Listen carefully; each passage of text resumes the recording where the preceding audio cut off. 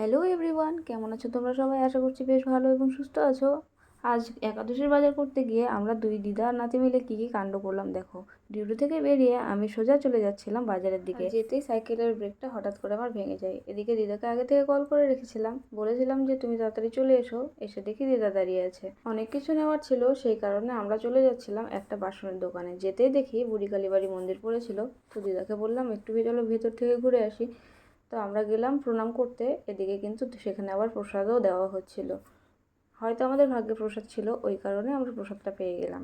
কিছুক্ষণ লাইনে দাঁড়ানোর পরে প্রসাদটা আমাদের হাতে চলে এলো। তারপরে আমরা দুজন মিলে প্রসাদ খেয়ে একটু মাকে দর্শন করে ওখান থেকে বেরিয়ে পড়লাম।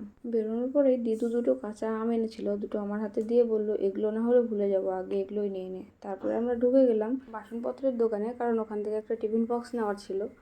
তো দেখো কি সুন্দর সুন্দর সব বাসনপত্র এখানটায় পাওয়া যাচ্ছে। বাসনপত্র দেখলে এমনিতেই আমি লোভ সামাল করতে পারি। আর এদিকে আমি ওনাদেরকে প্যাকেট করতে বলে দুজন মিলে আরাম করে গল্প করছিলাম দাঁড়িয়ে দাঁড়িয়ে।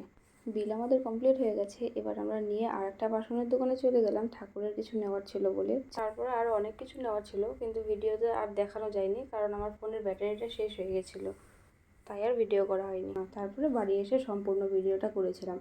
আমার ভিডিওটা তোমাদের কেমন লাগলো অবশ্যই কমেন্টে জানিও। আজকের মতো টাটা, দেখা হচ্ছে নেক্সট কোনো ভিডিওতে।